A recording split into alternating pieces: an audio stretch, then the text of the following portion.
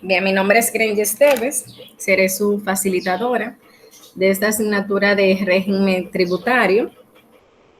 Es una asignatura donde vamos a trabajar en base a lo que es el Código Tributario, Ley 1192.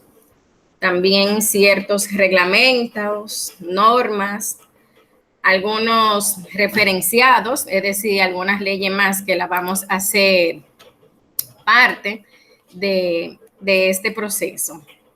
Es una materia, podemos decir, un tanto 50% teórica, un 50% práctica. Buenos días. Buen día. Y vamos a ir trabajando inmediatamente. En el día de hoy, yo voy a compartir con ustedes lo que sería unidad 1, unidad 2, que hace referencia a lo que sería el título número 1 del Código Tributario, donde establece las normas generales, procedimientos y sanciones. Y al mismo tiempo, le hago una salvedad para que, si desean, puedan ir tomando anotaciones de que ya la tarea 2 está habilitada.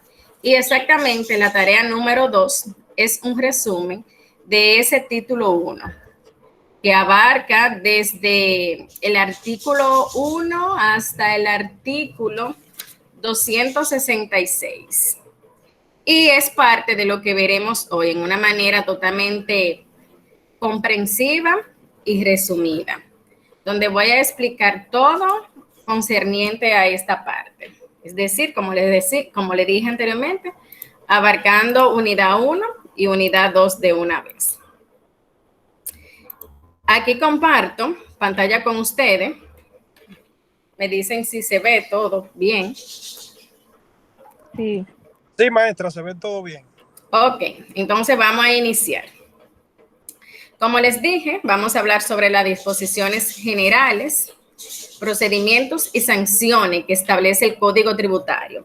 Antes de nada, el Código Tributario es la Ley 1192. Es ese reglamento, ¿verdad?, por el cual nosotros debemos de regirnos, principalmente cuando vamos a hablar de tributación en nuestro país.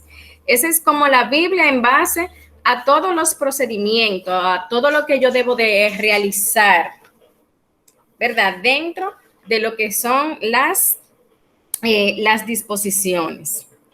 Obviamente, aquí vamos a verlo de manera específica. Es una ley que, si uno comienza a analizarla y a trabajarla de manera completa, se nos tendría que dar todo lo que resta del año, pero ¿verdad? Como es una asignatura, vamos a ir tocando partes, vamos a utilizarlo como herramienta para que así nos pueda ayudar, para tener los conocimientos más claros.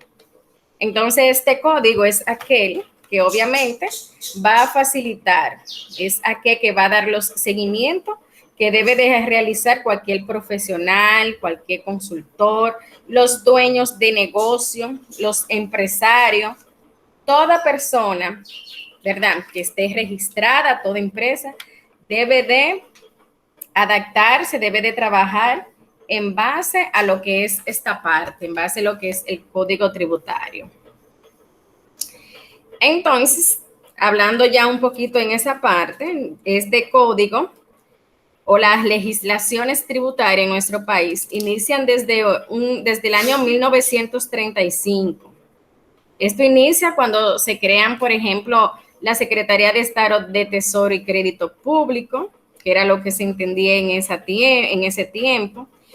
Y lo único que grababa en ese momento solamente eran ciertas patentes, como lo que es el cigarrillo y el alcohol. Era lo único que se entendía que se grababa, que era lo único que procedía a yo poder tener un cobro de un tributo, como un ingreso para el Estado.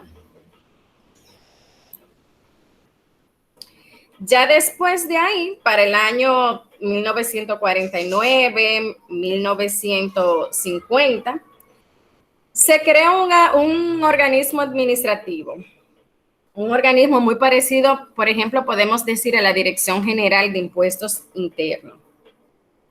Y aquí entonces, aparte de las patentes del cigarrillo y el alcohol, también se comienzan a gravar algunos bienes, es decir, bienes como activo, un terreno, ¿verdad? Parcelas, porque esto viene a partir de que también en Europa para ese tiempo se entendía que el tú tener derecho a una propiedad tenía que generarle, tú tenías que pagar algún tipo de impuesto para el Estado poder tener ese ingreso para beneficio de su ciudadanía. Entonces, a partir de 1949, 50, también se estableció esta parte. Ya para el año 1963, ya se crea la primera Dirección General de Impuestos Internos y de Rentas Internas. Aquí se comienzan ya a utilizar ciertas disposiciones, se comienzan a crear organismos y se entiende que se va a gravar lo que sería un impuesto. No más será así que para el 1986 fue cuando en el gobierno de Joaquín Balaguer se comenzó a hablar de gravar un impuesto, de colocar un impuesto. Tanto así que para ese momento hubo una situación de muchas protestas, las personas a la calle, muchas personas fallecieron, porque entendían que era la persona en sí que iba a pagar el impuesto, que no iba a ser algo grabado, es decir, no, ese impuesto no se le iba a grabar a un artículo de manera específica para luego reportarlo a la DGI, sino lo que se entendía era que tú lo ibas a tener que pagar de manera directa. Tanto así que el mismo presidente, doctor Joaquín Balaguer, lo que estableció a sus asesores, ¿verdad? Sabemos que por historia era un hombre muy inteligente y todavía se entiende que ha sido uno de los más inteligentes que tiene el país. Él se sentó con sus asesores donde le decía que ellos no podían establecer un término o un impuesto de que el pueblo dominicano entendiera de que tú ibas a pagar directamente, sino que buscara un término donde se entendiera de que iba a pagar un impuesto, pero era a través de una transferencia. Y por eso es que al ITEVIS en nuestro país se le llama Impuesto a la Transferencia de Bienes y Servicios Industrializados, que se entiende que son aquellos provenientes, aquellos que se fabrican, que tú obtienes dentro de una empresa, no tú de manera personal iba a pagar el impuesto. Pero sabemos y entendemos que obviamente cuando tú vas a un supermercado, tú estás pagando un impuesto directamente, ¿verdad que sí? Pero en ese momento no había tanta cultura de un pago de impuestos, se estaba implementando, fue cuando comenzó a crearse y la gente, imagínense, un pueblo pobre en ese momento, falta de educación, entendía de que tú ibas a tener, de lo poco que tú tenías, comenzar a pagarlo de manera directa. Hasta no bien que ya para el 92, 1992, sí ya se crea este código tributario, estableciendo, ¿verdad?, todos los impuestos, las tasas, donde se comienza una tasa de un impuesto de un 8%, y luego, obviamente, según el transcurrir del año, ha ido aumentando, tanto que ahora mismo ya lo llevamos a un 18%. Es una ley que en sí, un código, no ha tenido modificación como tal. Lo que se han establecido son reglamentos y normas en base a ciertos artículos, pero la parte formal, la parte procesal en sí del código no ha tenido ninguna regulación, ningún cambio. Eso es en base a lo que es la parte de la historia, algo resumido, para que ustedes entiendan desde dónde y cómo comienza la parte tributaria en nuestro país. ¿Se entendió las ideas? Muy bien, maestra. Sí, se entendió todo claro. Sí, miren, cualquier cosa que ustedes no entiendan, pueden preguntar de una vez, cualquier aporte que ustedes quieran realizar, alguna idea que ustedes también quieran aportar, están en toda la disponibilidad. Es una clase bastante abierta, donde tenemos que ser partícipes, porque esto es un tema del día a día. y que muchos de ustedes tal vez hay casos, situaciones que le ha ocurrido y que sería de aprendizaje para todos. Bien, así es que tengan la confianza de poder participar, de poder exponer sus comentarios. Entonces, ya en nuestro país, nosotros tenemos dos recaudadoras, que es la Dirección General de Impuestos Internos, la Dirección General de Aduanas. Son las principales recaudadoras que tenemos. No sin mencionar que también existen ciertas instituciones financieras que de una manera sirven como, en su momento, como recaudadora, porque hay ciertos impuestos que se deben de pagar por esa vía. Por ejemplo, la parte de los impuestos para tú sacar la licencia, una renovación o solicitud de un pasaporte, que sabemos que vamos a un banco, ¿verdad? Etcétera. Comenzando a partir del título 1 del Código Tributario, tenemos que hablar sobre los principios. Los principios son los procedimientos, las reglas que me establece a mí, ¿verdad? Una ley.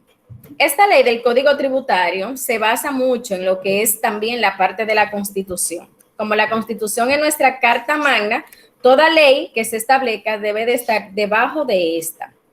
Entonces, dentro de esos principios que tenemos en el Código Tributario está la parte de la imposición, donde hace un punto muy importante aquí.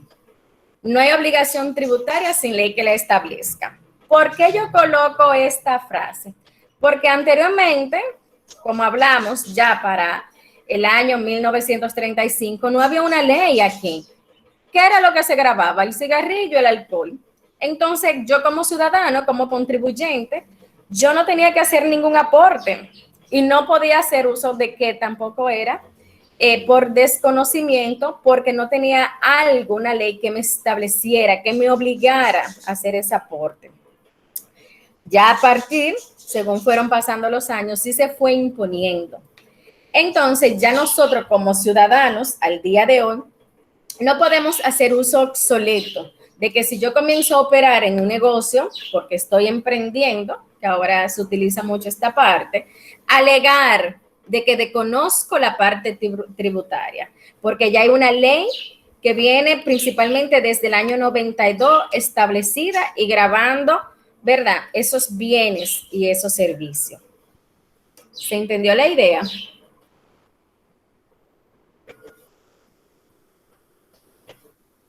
Bueno, parece que sí. También tenemos el principio de territorialidad. Este es un principio que especifica que toda renta, cuando hablamos de renta, estamos hablando de empresa, de negocio, toda renta que esté en una fuente dominicana en nuestro país, de República Dominicana, debe de saber que debe de apropiarse, debe de adaptarse a este código tributario.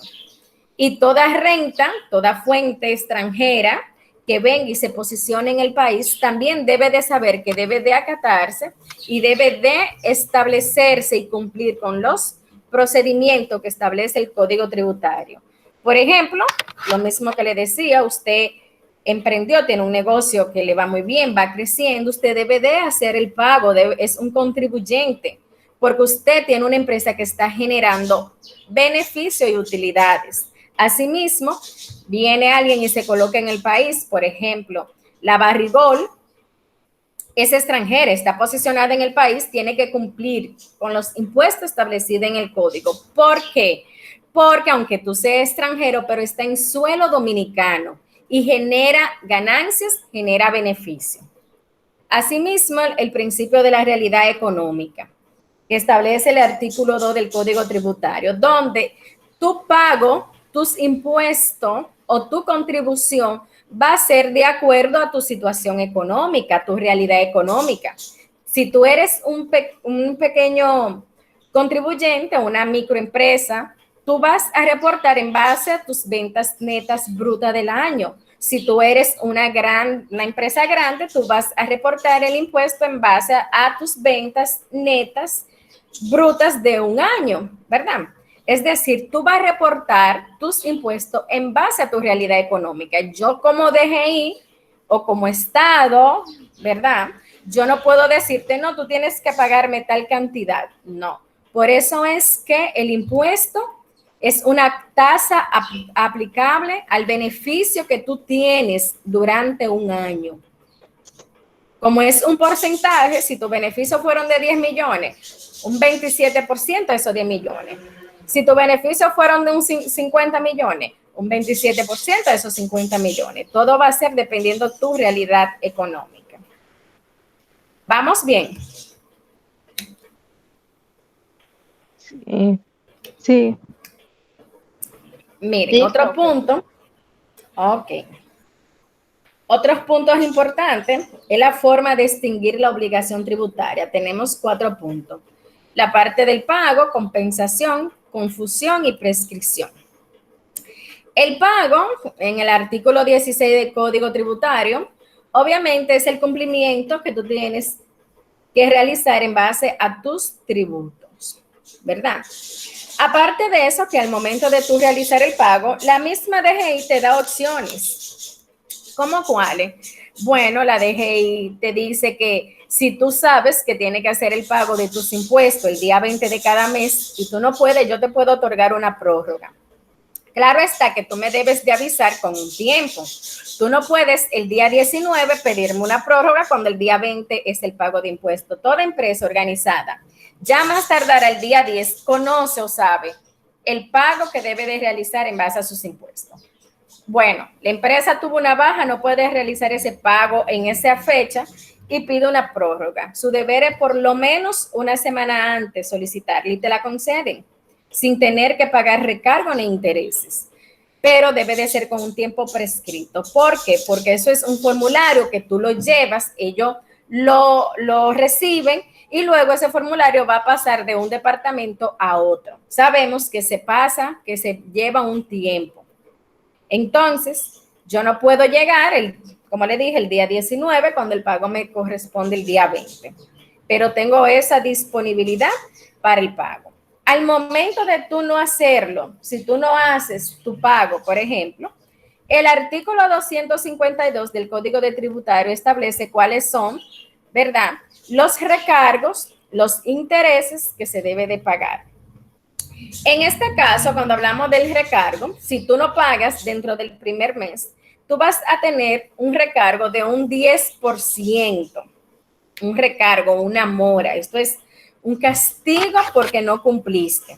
Ya luego, si al mes siguiente tú no pagas, se te carga un 4%, ¿verdad? En base a lo que es fracción o mes. Es decir, yo tengo un monto de 100,000 pesos a pagar, no pagué, me cargan el 10%. Al segundo mes, en vez de un 10, es un 4, pero ese 4 es al monto total junto con los intereses que ya se han generado. Y obviamente esto va todos los meses de manera progresiva.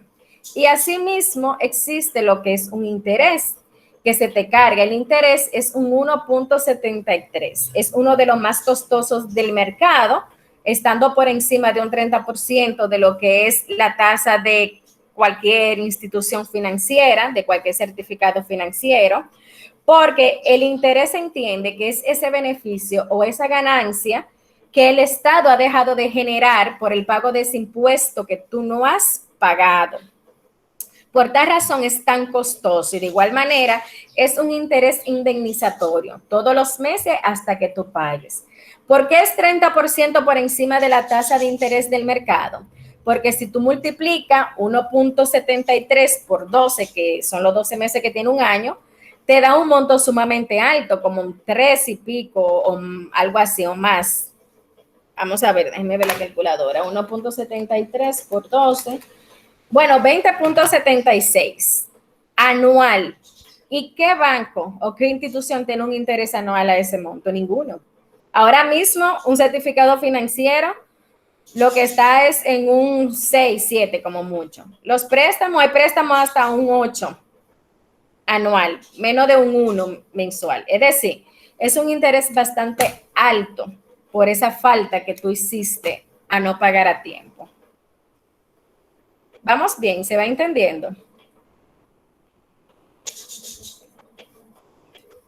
Sí. Hasta ahora sí, profe, estamos claros. Muy bien. La compensación, ¿verdad? Está establecido artículo 18 y 19. Y la compensación no es más que cuando aquel sujeto pasivo, es decir, aquel sujeto, aquel contribuyente que debe, ¿verdad? Es un deudor recíproco. Es decir, yo voy acumulando deuda tras deuda tras deuda. ¿Qué pasa? Que llega un momento en que la DGI te notifica, ¿verdad? Te lleva a lo que es la parte de administración tributaria para que tú te pongas al día, para que tú cumplas con tus impuestos, para que tú cumplas con tus deberes. Obviamente, ella establece la parte del pasivo, cuáles serían tus deudas y los activos que tú tendrías dentro del momento. Es una manera de compensar, de entender, de tratar de poner al contribuyente al día con sus pagos. La confusión es un método en el cual muchas veces el contribuyente hace efecto, lo que yo le decía al principio de la clase, hace efecto de desconocimiento de que tenía que pagar el impuesto tal día basándose en lo que es la parte de la confusión. Entonces, esto lleva a situaciones del que deudor, del contribuyente, pueda tener esos recargos, esas moras, esos intereses, y en consecuencia esta puede llegar a formar obviamente deudas de manera progresiva. Pero de una u otra manera, si el contribuyente puede alegar, puede demostrar de que hubo una confusión con relación al pago de los impuestos, al día y todo lo demás, puede optar de que la DGI, ¿verdad?, reconozca y le admita esos intereses, esos recargos y realizar solamente el pago a la parte impositiva que tendría que hacer.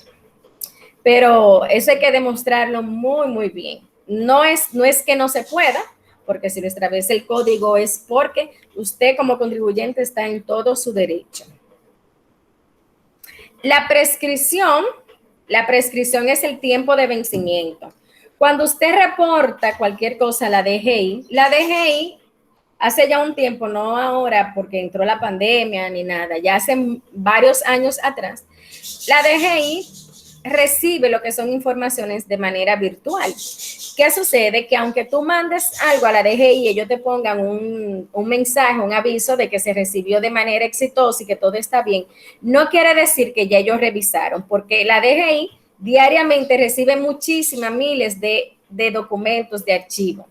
Entonces, si tú envías algo hoy, o no vamos a decir hoy, vamos a decir en el 2019, 24 de julio del 2019, ese documento tiene prescripción de vencimiento hasta 3 años. Es decir, que hasta el 24 de julio del 2022 la DGI te puede solicitar o te puede impugnar cualquier tipo de documento que tú hayas enviado y que tú lo tengas recibido de manera satisfactoria.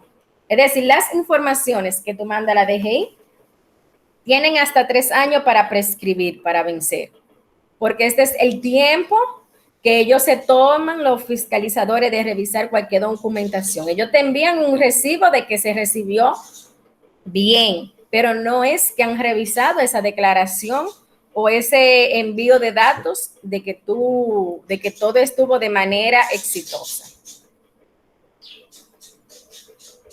Entonces, la misma DGI, a través del Código Tributario, establece que tiene facultades.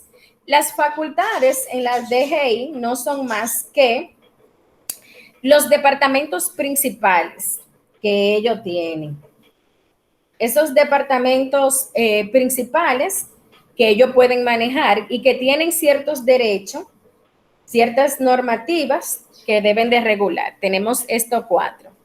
Facultad normativa, inspección y fiscalización, de determinación y sancionataria. La facultad normativa, que establece desde el artículo 34 al 38, es esa facultad, ese departamento que se encarga de crear las normas, los procedimientos, los reglamentos, ¿verdad?, ante lo que es la parte de la DGI. Es aquella que forma la parte general, ¿verdad? Cómo se debe de establecer los derechos, los deberes del contribuyente, hace las cartas, las informaciones, ese departamento que se encarga de la parte informativa, podemos decir. Y tengo luego la facultad de inspección y fiscalización en el artículo 44. Es esa facultad que tiene todo el derecho, ¿verdad?, para poder inspeccionar los locales. Ella puede ir a tu empresa, solicitar tus libros contables, tu libro de banco, puede revisar tu inventario, puede requerir cualquier información de cualquier banco que tenga. Obviamente tiene también el poder y el derecho de cerrar el negocio si entiende de que tú estás violentando. No sé si ustedes en algún momento han visto algunos negocios que a veces los cierran, que le ponen un letrero cerrado, unas cintas verdes.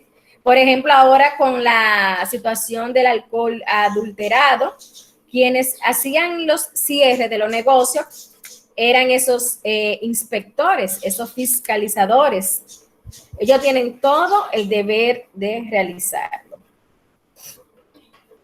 La facultad de determinación, ¿verdad?, es aquella ya que establece ciertas normas especiales, cuando salen algunas normas especiales en sí para el Código Tributario. Por ejemplo, cuando se estableció la norma 0707, que habla sobre el sector construcción, esta facultad de determinación es la que crea ese tipo de normas especiales. Y la sancionatoria, como lo dice en su nombre, es aquella que aplica, que trabaja, ¿verdad?, todos los departamentos con relación a las sanciones, a las multas, ¿verdad?, o a las violaciones que tú hagas en base al Código Tributario. Es quien marca cuáles van a ser las sanciones que tú estarías recibiendo, cuáles serían las normas que se deben de establecer en base a este punto. ¿Vamos bien hasta aquí? Así es. ¿Hay alguna pregunta?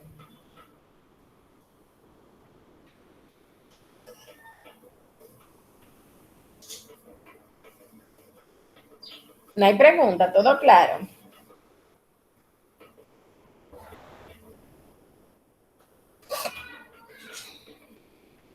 Bueno, para el próximo sábado lo vamos a poner a hablar a todo. El próximo sábado yo no voy a decir ni una sola palabra. Un grupo de casi 30 personas, 9. No vamos muy bien. Pero nada, seguimos aquí. Dentro de los deberes de la administración tributaria, el código me establece 2 puntos importantes: deber de reserva y deber de publicidad.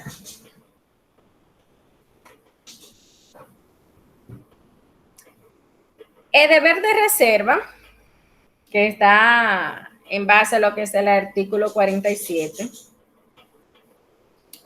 su función, ¿verdad?, es en base a las declaraciones o informaciones que tenga la DGI, que tenga la administración, en base a un contribuyente. Es decir, toda la información que un contribuyente lleve a la DGI que le facilite, la DGI debe de ser custodia de esto. Debe de tener un carácter de reserva, de confidencialidad. No debe de exponer, bueno, porque una empresa le debe a la DGI, no debe de exponer su información, ni debe de hacer de manera pública esta información. Debe de tener un carácter de reserva, de responsabilidad, de integridad y obviamente de confianza hacia sus clientes, porque aunque usted sea un contribuyente, usted es un cliente de la DGI. Y el artículo de publicidad o el deber de publicidad no es más de que obviamente la DGI, cualquier información que tenga, que emita sobre cualquier cambio o alguna nueva norma, algún nuevo reglamento, debe de hacerlo público de manera nacional para todos sus contribuyentes. desde el que menos aporta hasta aquella persona que sea un gran contribuyente. Es decir, a mí me tiene que dar la misma información que le dé a cualquier empresa que contribuye en base a miles de millones de pesos. No puede decir, no, mira, mándale esta información a fulanito, a tal persona no, a tal persona sí no. Es un principio de publicidad donde debe de emitirlo, debe de realizar su información de manera general en igualdad para todos. Bien, dentro de los deberes del contribuyente, los deberes del contribuyente no es más los compromisos que yo debo de tener. Recuerde, usted como contribuyente, la empresa que es un contribuyente, tenemos dos tipos tenemos personas físicas, registro de persona física y personas jurídicas, ¿verdad? Las personas físicas son aquellas que su RNC abarca como un número de cédula, y las personas jurídicas es aquella que su RNC es un código de una u otra manera emitido por la DGI que tiene aproximadamente 8 o 9 dígitos. Y yo misma, yo como empresa, debo de tener ciertos deberes y responsabilidades.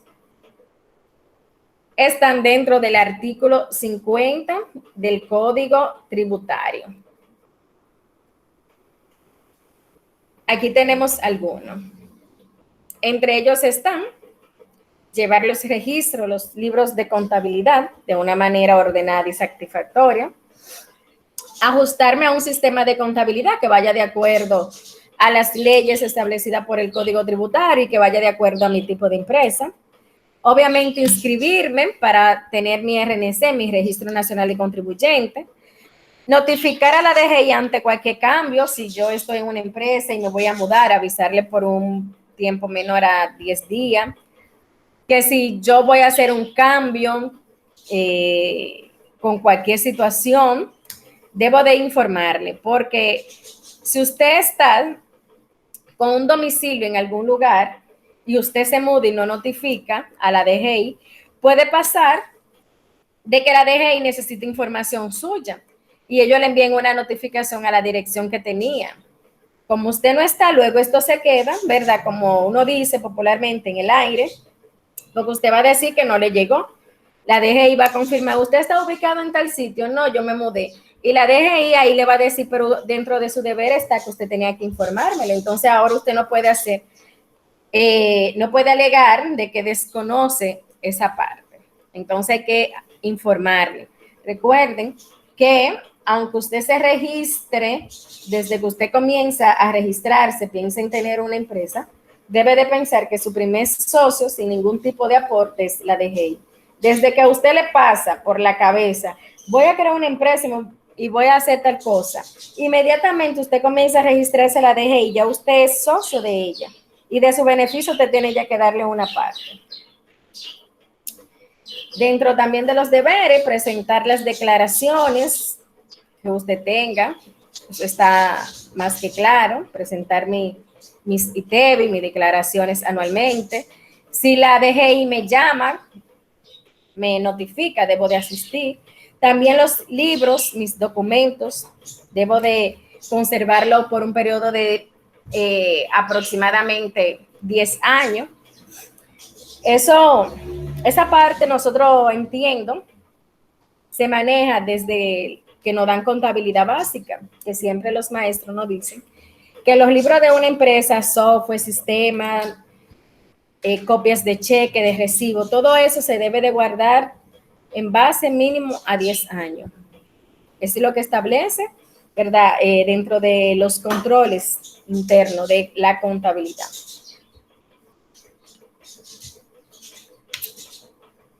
¿Preguntas hasta aquí?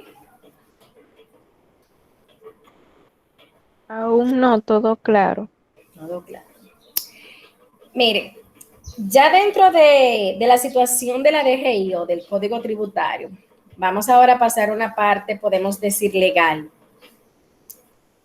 Existen recursos. Los recursos son como esa parte legal, esa parte judicial que tiene la DGI. Porque muchas veces no todo es tan bonito y es tan fácil con la DGI. Hay situaciones que se complican. Asimismo, como se complican ciertos procesos judiciales que a veces nosotros vemos o nos pasa, ¿verdad? Asimismo sucede con la DGI. Y la DGI ante estas situaciones, porque hay empresas que se vuelven muy morosas, o que yo hice pago de un impuesto y tú me lo estás cobrando otra vez, o un caso que se haya presentado, es decir, muchas situaciones pueden darse. Y para esto, ella crea estos tipos de recursos. Son partes legales que de acuerdo a tu situación, tú estarías amparándote en base a alguno de estos. Está de reconsideración, contencioso tributario, casación, retardación, amparo y revisión.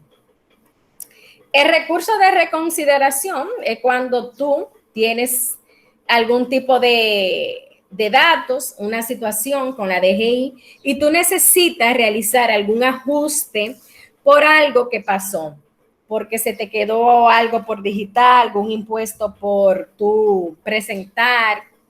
Como dice su nombre, yo voy a ajustar algo que por algún error o una equivocación no se presentó. Yo puedo puedo solicitar ese recurso de reconsideración, donde yo voy a modificar y presento nuevamente ante la DGI esta documentación. También tengo el recurso contencioso tributario. En el artículo 139, ¿verdad? Es otra resolución donde aquí yo puedo solicitar en base a ciertos reglamentos de que se me estén violando. Bueno, tengo una situación con la DGI, entiendo de que se me está violando el artículo, tal artículo del Código Tributario. Obviamente, yo puedo presentar ese recurso contencioso tributario. Ya en este caso, debe de estar también representado por una persona conocedora de las leyes, por un abogado, principalmente que conozca la parte de tributación para que pueda defender de una manera objetiva.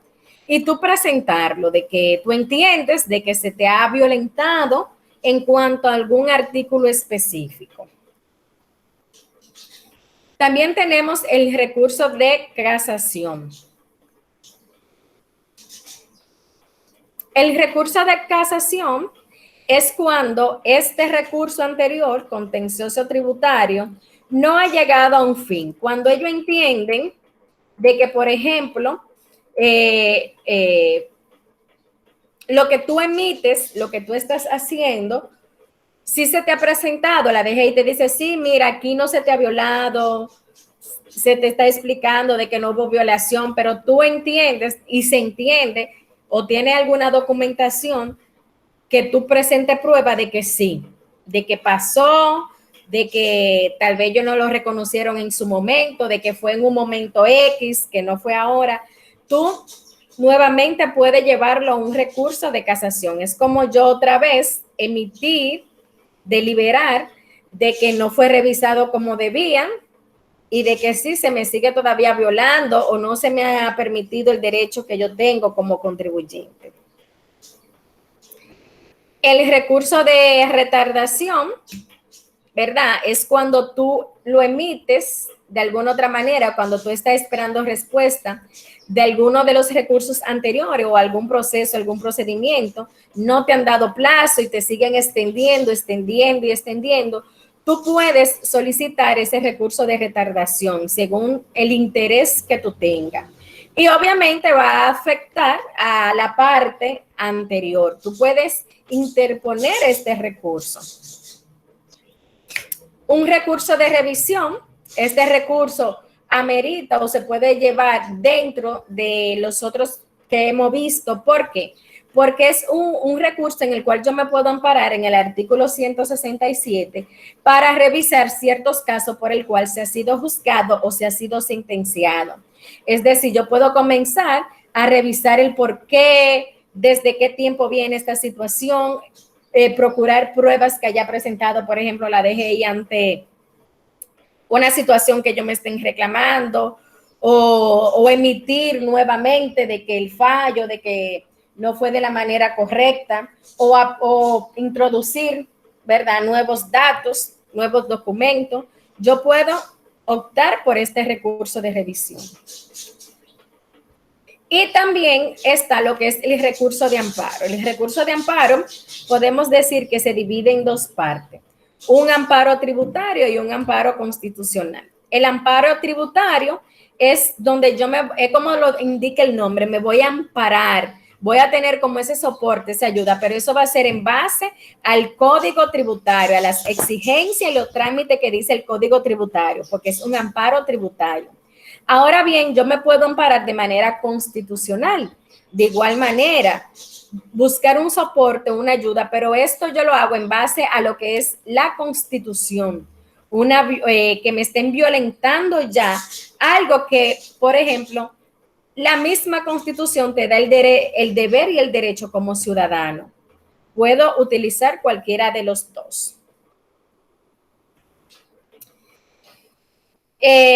Un recurso, bueno, esta parte de recurso de retardación, aquí lo que me establece la parte del tiempo, que debe de ser definido a más tardar 3 meses, y también la parte del recurso tributario, de que esto puede incurrir, un punto importante aquí, a ciertas demoras que se pueden dar en cuanto a estos amparos. ¿Cómo vamos? ¿Vamos bien hasta aquí? ¿Se va entendiendo toda esta parte? Estas son las partes generales y las normas de principio del Código Tributario. Sí, se ha entendido. Miren, puntos importantes que nosotros tenemos es el régimen sancionatorio. Este hace 2 clasificaciones: faltas tributarias y delitos tributarios, porque son cosas muy diferentes. Bien, faltas tributarias, ¿cuáles son? Está la evasión de que tú tenías que pagar un impuesto, no pagaste. Una falta tributaria es que te carguen con mora, por eso mismo, por el mismo incumplimiento del pago. Incumplimiento de deberes formales, como yo le decía ahorita, que me mudé de local, mudé la empresa y no avisé. Eso es una falta tributaria.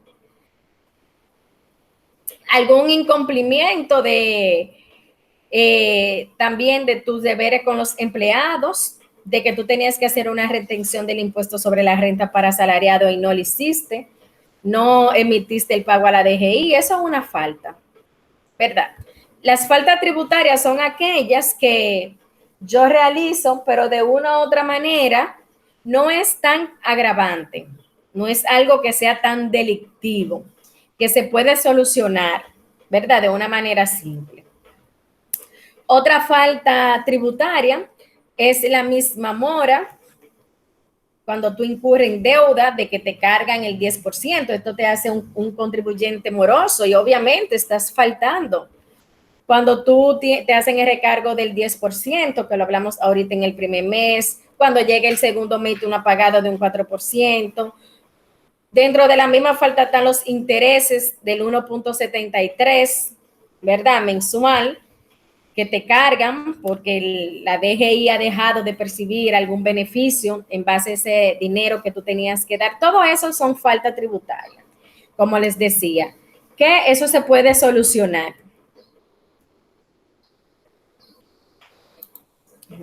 Ok. Y dentro de esa falta, ¿verdad? Esa evasión tributaria que tenemos, aquí podemos ver un concepto más técnico, que es esa acción o omisión que no constituya otra de las infracciones tributarias, que produce o podría producir una disminución ilegítima de los ingresos tributarios. Lo mismo que hemos hablado. Cuando yo dejo de hacer el pago, ¿verdad?, que me corresponde del ITEVI, que la DGI no ingresa ese dinero que yo tenía que pagar, obviamente tú tú eres contribuyente o tú eres colaborador, a que haya una disminución en los ingresos que ésta debe de percibir porque no hiciste tu pago a tiempo. Ahora bien, esas evasiones o esa falta tributaria, aparte yo te puedo multar. La DGI también puede multarte. Te puede aplicar multa que va en base a un salario mínimo que ellos tienen establecido. Multas que pueden ir entre 10 y 50 salarios mínimos, por ejemplo. Hay otras multas que pueden ir entre 11 a 22 salarios mínimos. Todo va a depender del tipo de multa que sea. Es decir, tú cometes falta, se te castiga, pero todo va a depender hasta qué grado son esas faltas y que si se puede solucionar o yo colocarte esa forma de, podemos decir, de sanción por ese incumplimiento. Asimismo, también pueden ir en base a ciertos incumplimientos, otras multas que van desde 5 hasta 30 salarios mínimos. Como les decía, ellos establecen, la misma DGI tiene un monto. Usted dirá, pero ¿cuál es el salario mínimo, profe? Bueno, la DGI, para este tipo de falta, para este tipo de infracciones, ellos mismos contemplan un salario mínimo. Por ejemplo, un salario que ellos estipulan, dependiendo de la falta, puedo decir, bueno, nosotros entendemos que el salario mínimo ahora, un promedio de 25.790 hasta 28.369. En ese monto, ellos pueden tomar cualquier parámetro y decirte, tú me incumpliste, tú me vas a pagar 5 veces ese salario mínimo. Y ese sería como un castigo por esa falta, por ese incumplimiento que tú hiciste.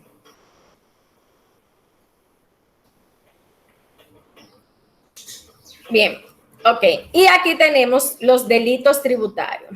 Los delitos tributarios, muchas veces, esto va en base a lo que son elaboración y comercio de algunos productos clandestinos. Siempre escuchamos la falsificación de cigarrillos, el alcohol adulterado, de whisky. Y esto conlleva a años, meses o años de cárcel. Porque ya aquí tú no estás cometiendo una falta, aquí es un delito. O por ejemplo, la DGI es quien otorga los comprobantes fiscales y tú te pusiste a emitir, a falsificar comprobantes fiscales, que son los que emite la DGI. También es una falta que lleva a lo que es un delito. Esto te puede llevar a prisión, a pago de multa, en base a cierta cantidad de salario, a base de ese pago de multa también te puede llevar a cárcel, a prisión de meses, años. Todo va a depender de qué tamaño sería esa agravante que tú cometieras. ¿Alguna pregunta hasta aquí?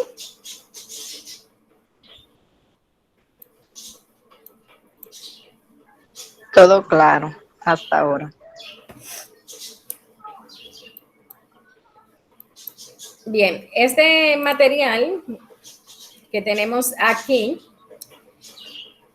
es el material que corresponde a lo que es la parte de nuestro primer título del Código Tributario. Por eso le dije, pueden tomar notas, porque precisamente la tarea número 2 es correspondiente a lo que hemos visto hasta aquí, lo que hemos visto en este momento. Así es que no sé si ya han ido trabajando la tarea número 1. La tarea número 2 le cierra el día 31 de julio, ya que desde que comenzamos esta semana, el lunes le escribí de que ya podían ir trabajando con la tarea número 1, ya que siempre son conceptos generales, investigaciones básicas y simples. Entiendo de que han ido avanzando y nuevamente ya con esa parte y con ese tema que hemos visto hoy, también pueden avanzar para su resumen de la tarea número 2. De igual manera, les recuerdo que dentro de la plataforma ustedes tienen foros académicos que deben de completar. Ahora mismo ya ustedes son conocedores de lo que es la puntuación para alcanzar su nota final, y dentro de esa puntuación, dentro de los 10 puntos que corresponden a la parte de asistencia, esos 10 puntos se están dividiendo en una puntuación para los foros académicos y en una puntuación en cuanto a la parte de asistencia. Hoy no pasaré lista por ser nuestro primer encuentro, pero ya a partir de la semana próxima estaré pasando lista. Tienen que tomar algo en consideración, y es que a partir de esta nueva plataforma que estamos utilizando, Banner, ¿verdad que sí? Se hace un pase de lista y automáticamente el participante tenga 3 ausencias o tenga 3 tareas no entregadas, el mismo sistema automático, eso no lo hago, no lo voy a hacer yo ni ningún empleado administrativo, el mismo sistema lo que hace que te da de baja por incumplimiento. Así es que le doy esta información para que ustedes sean conocedores de ella y se mantengan al tanto, mantengan su plataforma actualizada, puedan programar sus agendas en cuanto a su trabajo, sus compromisos, su familia y las demás asignaturas. Y asimismo ustedes puedan organizarse y luego no tengan inconveniente en cuanto a esta parte. Mayra tiene la manita levantada. Sí, profe, para hacerle una pregunta sobre la tarea número 1, donde dice la evolución histórica. ¿Eso tiene que ver con lo que usted estuvo explicando al inicio, que tiene que ver en el 1935, lo que se creó? Sí, ustedes pueden ampliar un poquito más. Ok. Sí, porque yo Sí, tengo ustedes pueden agregar de... ciertos puntos, porque recuerda que yo toqué puntos esenciales solamente, pero ustedes pueden ampliar mucho más. Ok, perfecto. Gracias. Siempre a la orden.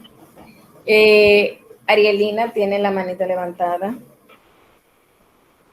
Sí, quería preguntarle si usted compartirá esa presentación o subirá la grabación a la plataforma.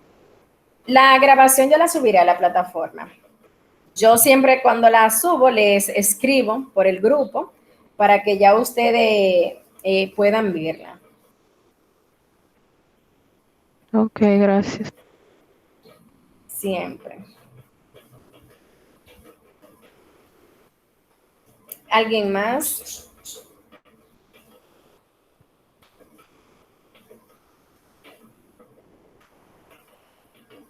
¿Todo claro, chicos? De mi parte está todo claro. La única duda ya usted me la aclaró. Sí. Bueno. Pues nada, agradecida con ustedes de que estén aquí esta mañana. Si conocen a alguno de sus compañeros que no estuvieron aquí hoy, por favor recuérdenle para la próxima clase, ¿verdad? Hacer todo lo posible de que estén aquí y que se pongan al día con lo que hemos hablado en el día de hoy.